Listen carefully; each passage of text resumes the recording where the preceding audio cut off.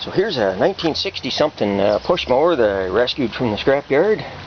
Even came with the handles there. But the only thing missing, I think, is a throttle cable, all that. But see, she got one head bolt undone there. It's got a 1980 starter cover on it, but as you can tell, it's black and the rest of the engine's white. So there's no way that's the date. From the shape of the deck there with the offset pattern of the front wheels, I'm thinking it's from the 1960s era, because that's the type we had when I was growing up, and that was their vintage. So my father had one, and the problem with these is when this front wheel hits a dip, you'll scalp the grass, the blade will chop. So he built a little ski on the front there that went down, come up, ski come out this way, so that it wouldn't scalp the grass there. That worked pretty good. We used that up into the, I guess the 1980s sometime. So anyway, I'm gonna see what I can do to get this old lad back into operation and cut a bit of grass with it there. Well, there, I went ahead and butchered up something out of cardboard there to try to describe this little ski-like device that stops you from scalping the lawn with this type of a lawnmower deck here. So my father made it out of steel and brazed it all onto the deck and all that, but that was basically how it worked. So not much to it. Had to have that little brace there though, or it would bend. So a little contraption worked pretty good. He was always building little things like that to make life easier. He had one of these lawnmowers, it was the most powerful one we had, and he put dual wheels on the back. I guess it, I don't know, helped it when the ground was soft, like after a rainstorm or something. We ran the dually for a long time, up into the mid 80s. Anyway, I'll get to work on this thing there. I see I gotta deal with that loose head bolt stuff. I'll tear the head off and the starter cover and have some fun with the carburetor, because I'm sure it's been years since, judging by the moss on this, it's been a long time since it's mowed any grass. So I'm sure I'm in for some fun. Motor's probably like black paint or something in it there, tar. Yeah, so I'm kind of excited about my latest acquisition from the scrapyard here, the 60-something push mower. My wife, on the other hand, she's not overly impressed by it. Says I'm ruining the looks of the yard. Turning it into a redneck heaven.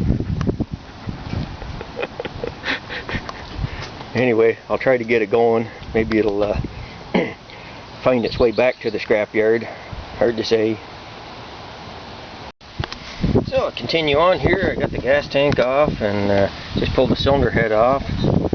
Got some oil sitting in the cylinder there. Head doesn't look all that carboned up, surprisingly. Valve's open. That's good. I'll check that exhaust valve out again there. It's got a little play, but not too bad. So, since it's got a good cylinder, it should stand a hope of running. As usual, the recoil thing here, clutch is super tight, so I gotta tear that off and clean it up. I put transmission fluid on them. YouTuber suggested that. It seems to work good. The gas tank and carburetor over there. Gas tank was pretty alright, full of water, so that you know, I got to clean all that out and get it so that gasoline will work in it again. It's got points ignition, so I'll have to make sure that it's going to spark. And I think I'll have to pull the engine right off the deck to get this air shroud off to clean the grunge out of it. There was something built a nest up in here. I don't know, pretty long hair on it. You think a mouse would be all that would fit, but I don't know what it made the nest out of. But so anyway, I'll just continue on here. Get this.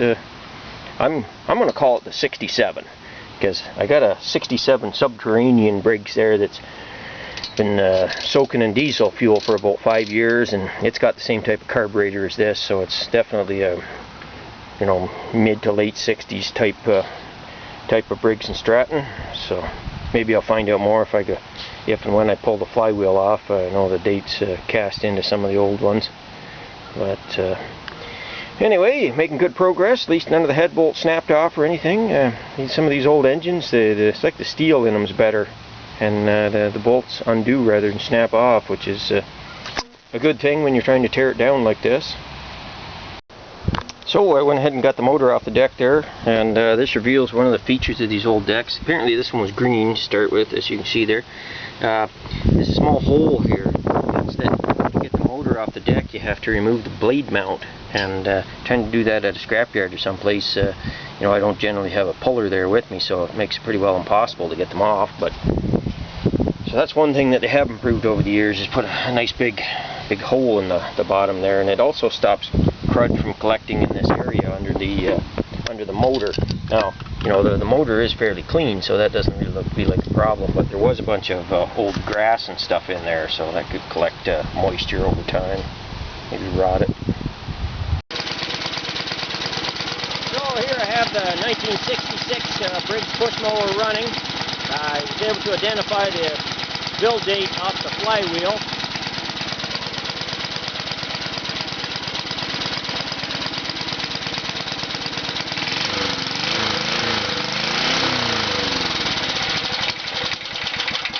Oh, supposed to choke by accident.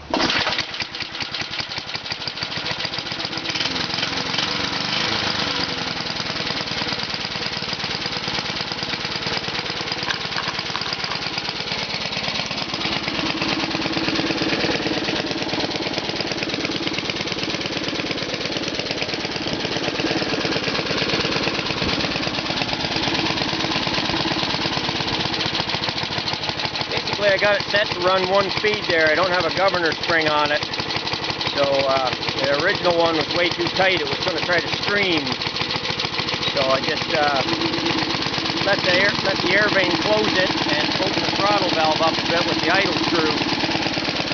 So we'll try it out on the lawn here now.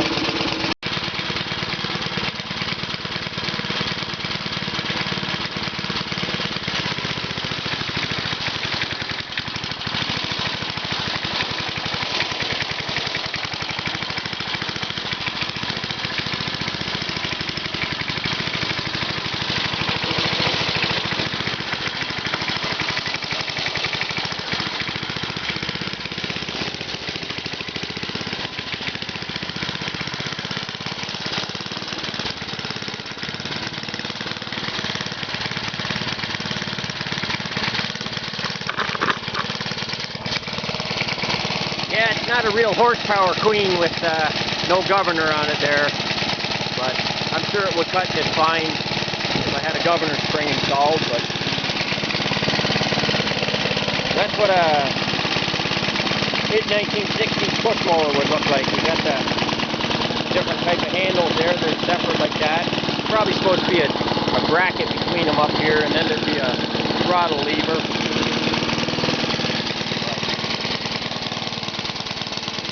Pretty good back in the day.